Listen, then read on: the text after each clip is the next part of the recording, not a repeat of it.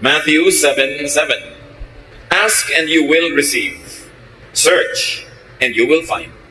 Knock and the door will be open to you. Ang ating pag-aaral, pinamagatan natin, attract blessings. Paano ba inaakit natin, lumapit sa atin ang mga pagpapala? Ama namin, salamat po dahil kayo Diyos na gustong mag-bless, magpala sa inyong mga anak. Ituro niyo sa amin ang tamang daan, saan kami lulugar, anong dapat namin gawin para kami tumanggap ng iyong mga pagpapala.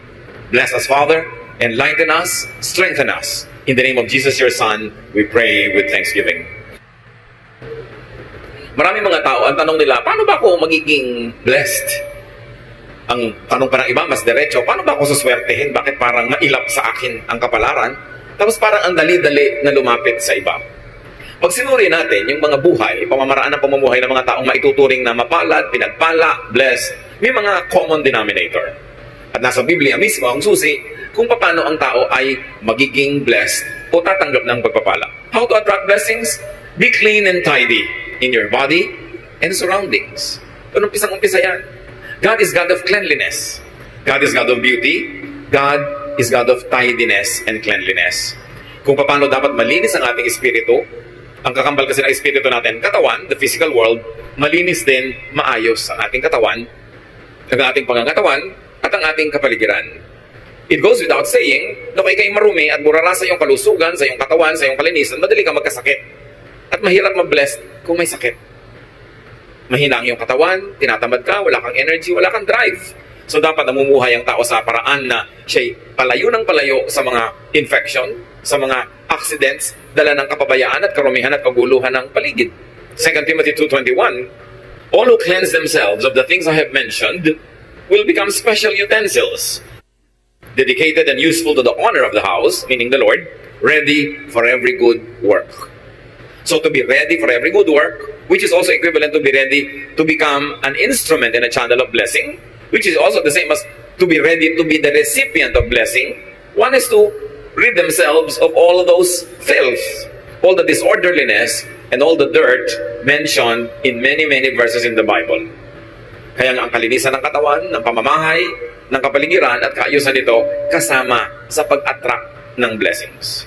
Paano ka naman dadapuan ng kapalaran kung ang gulo-gulo, ang dumi-dumi, ang baho-baho, mga kabaligtaran ng katangian ng Diyos? Another way to attract blessings is be orderly and organized, as we have already introduced. Kailangan maayos ang lahat. Ang bahay natin, alam natin kung saan nakalagay yung mga gamit natin. Sa mesa mo, sa drawer mo, alam mo kung nasa ng mga gamit. Hindi halo-halo, gulo-gulo. Kukuha ka ng damit, natusok ka na ng aspilin, natusok ka na ng gunting, napasok ka na ng kawali, kasi yung kawali mo pala, kadikit na nung ginagawaan mo, magulo. 1 Corinthians 14:40, but do everything properly and in order. That is in our spiritual life, in spiritual worship, and also in practical life. God is God of order. Hindi nagbubungguan ng mga planeta, may kanya-kanya silang speed, kanya-kanyang direksyon, kanya-kanyang tinatahak na landas. Merong order ang seasons, kahit ngayon nagkakaroon ng weather changes, may changes lang, kaya parang magulo, pero pagka na-establish na yung change na yan, nasanay na tayo, meron na naman siyang system. May panahon ng lahat ng bagay, kaya dapat may kaayusan. 1 Corinthians 14:33, God wants everything to be done peacefully and in order. Ito man ay sa matataas na spiritual na bagay hanggang sa mga kaliit-liitang practical aspect of our life. Maayos. Merong predictability, merong system, hindi magulo. Ganyan din, kahit nagnenegosyo ka, maayos ang iyong record keeping, maayos ang iyong balancing ng iyong funds, maayos ang pakikitungo mo sa iyong mga kapwa manggagawa o manggagawa, sa iyong mga kliyente. Kasi pag magulo, hindi ka nakakapag-deliver on time, gulo-gulo ang iyong inventory, paano uunlad ang iyong negosyo? Be positive. And this is very important. Think positive. Be optimistic. Tuwing tayo'y nag-iisip ng negative, ng masama, ng nakakatakot, nakaka-discourage, tatandaan niyo mga kapatid, meron kayong option na yung kabaligtaran nun ang isipin. Na imbes na yung nakakatakot ang isipin yung kapayapaan sa pananalig sa Panginoon. Imbes na isipin mo ay yung nakaka-discourage, pwede yung isipin mo nakaka-encourage. Kung pwede mong isipin ang nakakalungkot, pwede mo rin isipin ang nakakasaya. Choice mo yan. Mark 11:24, everything you ask for in prayer will be yours if you only have faith. This is full of meaning. Lahat daw ng hinihingi mo sa panalangin ay magiging sayo. Mapapasayo kung nananalig ka. Ang akala ng iba, ang prayer, yun lang inuusal ng bibig. Yung Lord, magpe-pray na po ako, ito na po ang prayer ko, amen, at yun ang prayer. That is verbalized prayer. Only one of the many forms of prayer. But thoughts, words, and attitude are prayers too. Sa palagay nyo ba, kinaklasify ng langit yung prayer na sinasabi ng iyong bibig na merong ending na this I pray in Jesus' name? Inihihiwalay niya ba yon sa mga isipin na pumapasok sa iyong utak? Sa mga iba pang salitang namumutawi sa iyong labik at sa iyong ugali? Lahat yan, prayer. At sabi, di ba, pag hinihingi mo at naniniwala ka, ibibigay sa iyo. Kaya yung iba sabi, ako, ang hirap ng pera. Mahirap ang kumita ng pera. Siguradong hirap yan sa pera. Kasi sinasabi niya, prayer yun. It is a statement of faith. Ano yung paniniwala mo? Na mahirap kumita ng pera. Eh di ba sabi, when you ask in faith, it will be given to you. Kaya pag sabi mo, ako, yung biyanan ko, wala nang hope yan. Yun na nangyayari, nawawala ng hope. Because that is your prayer. Pag lagi mo sasabihin, ang hirap ng buhay. Humihirap talaga ang buhay. Dapat nating malaman na ang prayer hindi lang yung minememorya ng iba at hindi lang yung magagandang mga pananalita na may introduction na magpe-pray na tayo tapos ina-endan mo ng amen. Lahat ng tumatawid sa iyong isip, lahat ng lumalabas sa iyong bibig ay panalangin. Kaya pag sabi mo, wala na akong pag-asa, ganito lang ako, nagiging ganun ka talaga. Kasi yun ang hinihingi mo. And the greatest deception is people don't realize that they are always praying. And only when you think that way, will you realize that it is possible to pray without ceasing. Di ba sabi, pray without ceasing? Pwede ka ba namang hindi tumigil manalangin? Yes, kasi pati ang iniisip mo, panalangin. Pati ang panaginip mo, panalangin. When it crosses your mind, it registers in heaven. Because we connect with God through our thought. Paano ba tayo kumukonect sa God? Through our hands? Nakikipag-holding hands ba tayo sa Diyos? Through our lips? Through our feet? No, through our thoughts. And what you think of, get registered in heaven. And when you believe in what you are thinking of, therefore you believe in your prayer, it is given to you. That's why watch your thoughts. Minsan sarili mong anak, sabi mo, itong anak ko na to, bobo to eh. Prayer mo yun. It is a statement of faith. Pag sasabi mo, wala naman lalaking faithful, eh di ganun nga mangyayari sa husband mo sa'yo kasi sinasabi mo na eh, pinagdadasal mo na. Bantayan natin ang mga pinagsasabi natin kasi natutupad. That is the great and mysterious power of the spoken and the unspoken word. It happens.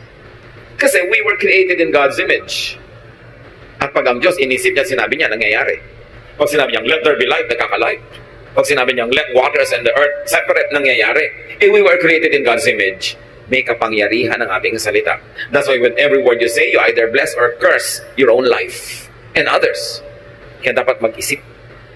Attract blessings, speak good, kind, and positive words. Siyempre, birds of a feather flock together. Ang nagbabarka-barkadahan, ibong magkakamukha ng balahibo. At ganoon din yun. Kung ang balahibo ng iyong ibon ay puro negative, ang ma-attract niya kabarkada, negative din. Pag kulang ng pananalig, yun ang ma-attract niya. Weakness, failure, fear, kasi magkakabarkada yun. Proverbs 16:24, kind words are like honey. They cheer you up and make you feel strong. So have only kind words for others to strengthen them, and have kind words also for yourself to strengthen yourself. And when you are strong emotionally, when you are strong spiritually, you become strong physically. And when you are physically, emotionally, spiritually strong, you are ready to receive blessings.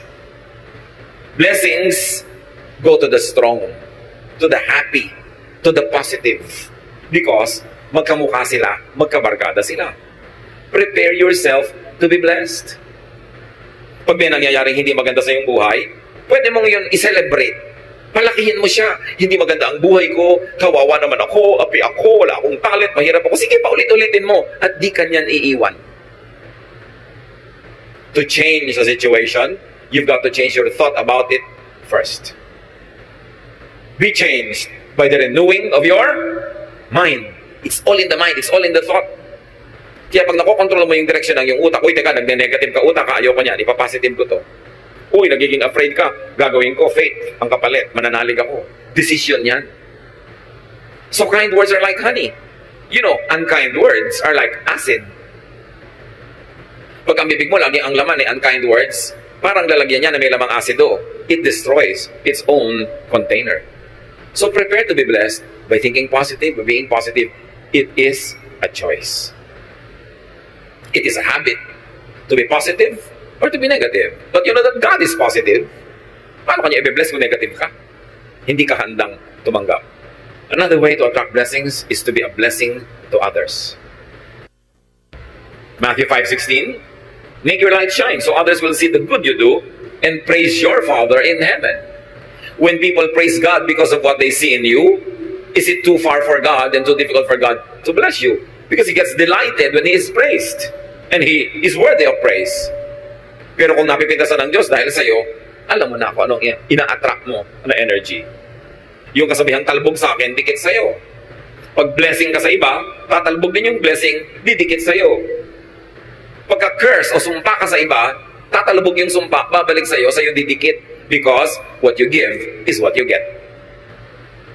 Ganun ang rule of life. What you give is what you get. So when you give blessings, anong ibibigay sa'yo ng kalangitan? Kundi blessings din. Kaya yung mga mararamot, yung mga mahilig na gumawa ng masama sa kapwa, manira, hindi nila alam, sarili nila ang magiging sira pagkatapos nun. Bumabalik at bumabalik sa atin parang boomerang ang lahat ng ating hinahagis. Kaya kung dumudura ka sa langit, sa mukha mo rin lalaglag ang iyong dura. Pagka nang aapi ka ng kapwa, may balik yon. Pag naninira ka, gumagawa ka ng masama, may balik yon. Kaya nakikita nyo ha, most of the time, mga chismosa, hirap sa buhay. At kung hindi man sila nahihirapan ngayon, baka bukas pa. Pero kadalasan, isipin nyo lahat ng chismosa ang kilala nyo sa buhay nyo. Mga hirap sa buhay. Kasi negative. Kasi laging naninira. You attract blessings, give. Be a giver of good things. Be generous with what you give. Proverbs 11:25, be generous and you will be prosperous. Help others and you will be helped. Napakadali namang maintindihan. Gusto mo palang lumawag ka sa buhay, sumagana, maging mariwasak, maging palabigay, at palabigay ng pabulosong paraan. Kasi sabi, pag tinutulungan mo ang iba, tutulungan ka rin ng Diyos at ng iba. Yan ang sikreto para lumawag ang buhay. Huwag kang maramot. Nakikita niyo yung mga mararamot? Mga hirap na hirap din sa buhay.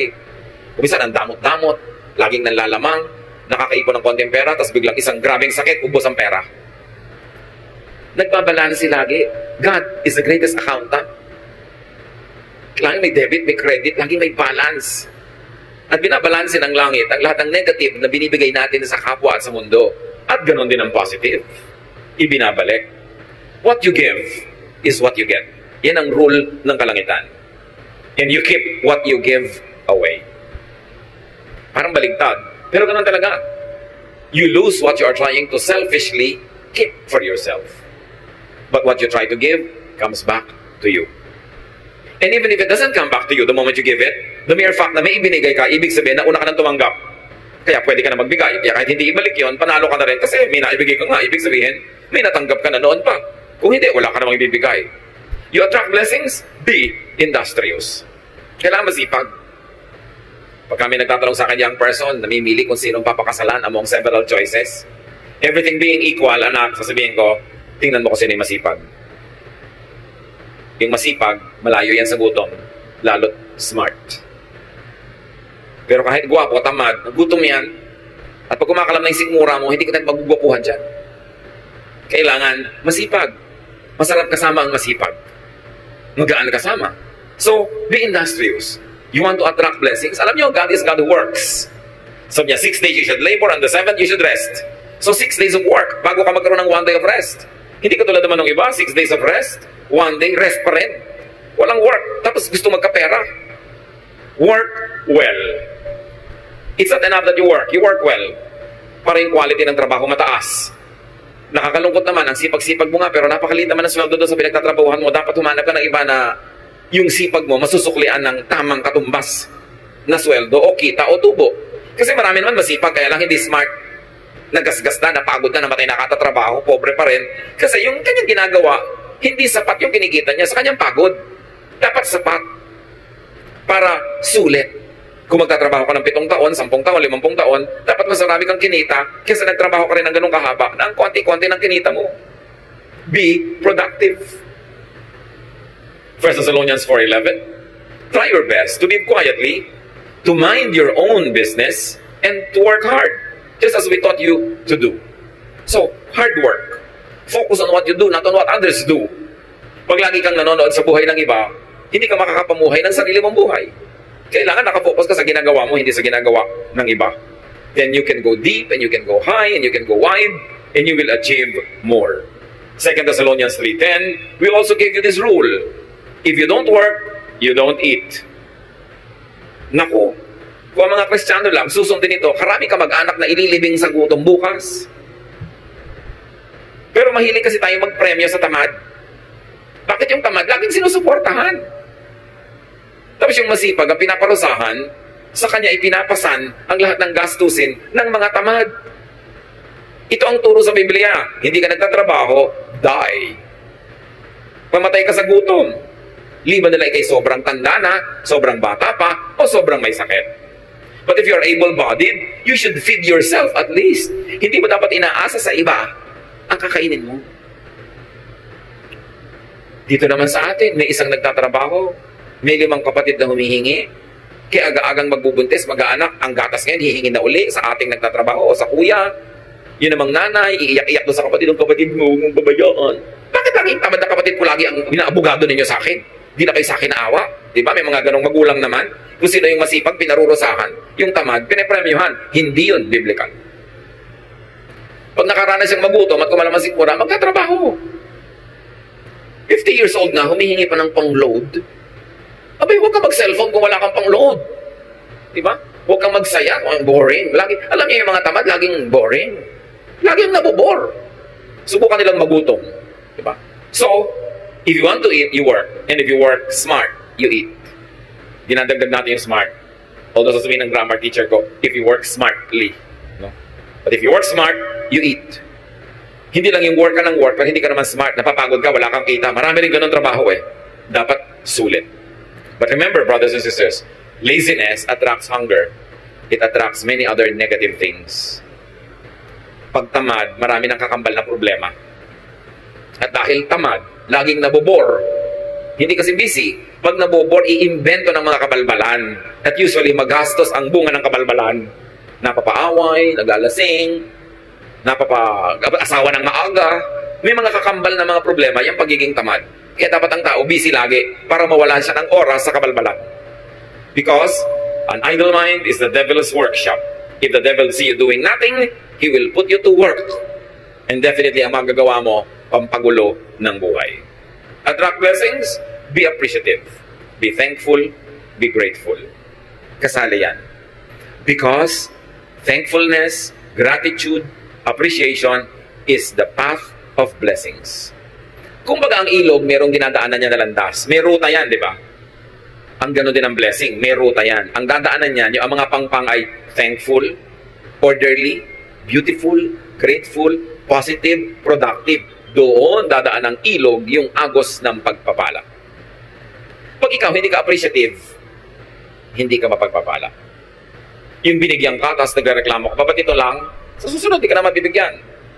Pinautang ka, dapat ang appreciation mo is magbayad ka na maaga, mabilis. At kung pwede, dagdagan mo pa ng kung anumang interest in cash or in kind. Para mamaya, uutang ka na naman, nagmamadaling pa utangin ka, pero kung hindi ka nagbabayad, hindi ka na makakautang ulit. Mawawala na ang kanang credit, liliit ang mundo mo, natatanggal lang yung blessing. Ang mga nagbibigay, nagre-regalo, nagpaparaya, syempre, inaasahan din naman nun, magpapasalamat ka. At pagka hindi ka nagpasalamat, kahit hindi nila sabihin, dinaramdam din nila. At sa susunod, tatama rin na sila na tumulong sa'yo. Dapat appreciative. Nagpapasalamat lagi. Merong isang asawa, niregaluhan ng husband ng isang blouse, pagbukas ng bag ng regalo, ang sabi agad, ay, hindi naman ganyan ang color na gusto ko. Sabi ng husband, lamunin mo para mawala yung kulay na ayaw mo. Dahil binigyan na nga, nagre-reklamo pa. May mga ganun, bibigyan mo ang hahanapin, kapintasan, reklamo, etc. etc. Pasalamat ka, binigyan ka ng blouse. Pasalamat ka, binigyan ka ng ganito, ng ganun. Hindi yung magre-reklamo ka pa. Si Jesus, may pinagaling siyang 10 ketongin. Nung naggalingan, nagtakbuhan na pauwi yung Siyam. Isa lang yun nakaalala, ay, nag-about face, at then pasalamat kay Jesus. Luke 17 to 19, Jesus asked, weren't 10 men healed? Where are the other 9? Why was this foreigner the only one who came back to thank God? Then Jesus told the man, you may get up and go. Your faith has made you well. Sa 10 pinagaling, isa lang yung na-affirm, na-confirm, at na-cement yung kanyang paggaling. Yung Siyam, hindi natin alam kung bumalik ulit yung ketong nila. Pero isa lang ang in-affirm ni Lord. Kasi isa lang yung nagpasalamat. Mapagpasalamat tayo dapat. Pagka ikay nakakatanggap, bigay ka agad. Sa nagbigay sa'yo o sa ibang nangangailangan, ganun ang pagpapasalamat. Hindi susuluhin mo lang. At magpapahayag ka talaga ng thanksgiving. Gano'ng karami pa ngayon ang nagpapadala ng thank you card, kahit sa text. Hindi yung pagka nabigyan ka na, nakalimot ka na. Pagka masaya, nakakalimot, pag lang malungkot, nakakaalala. Ang mangyayari, masisira ang papel mo. Hindi ka na kakatuwaan ng iyong kapwa. And you know, we all need help to succeed. We need help in the beginning and in the end. But people help only those that they like. So pag nadala sa'yo, hindi ka appreciative, hindi ka nagpapasalamat, wala man lang mahita at mapala sa'yo sa kagagawa sa'yo ng mabuti, mauubos ang gumagawa sa'yo ng mabuti, liliit ang iyong mundo at mawawala ang iyong mga blessing. Matthew 7:7, ask and you will receive. Search and you will find. Knock and the door will be open to you. But remember, you ask, seek, and knock with your thoughts, with your words, with your actions. Lahat yan, prayer.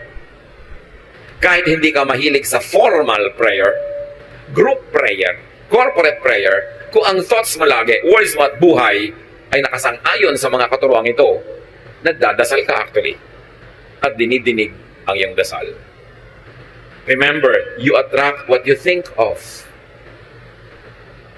Pag ayaw mo, huwag mong isipin.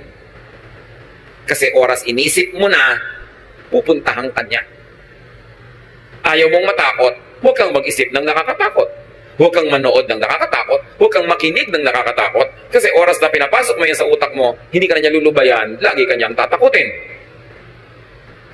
Pagka ayaw mong ma-discourage, huwag kang makipagkwentuhan sa nakaka-discourage na tao. Kung ayaw mo makaladkad ka sa mga gulo at chismis, huwag kang makipag-usap sa mahilig sa chismis. You attract what you think of. Kaya yung lagi mo iniisip, may sakit ka, natatakot ka, mamaya may sakit ka na nga.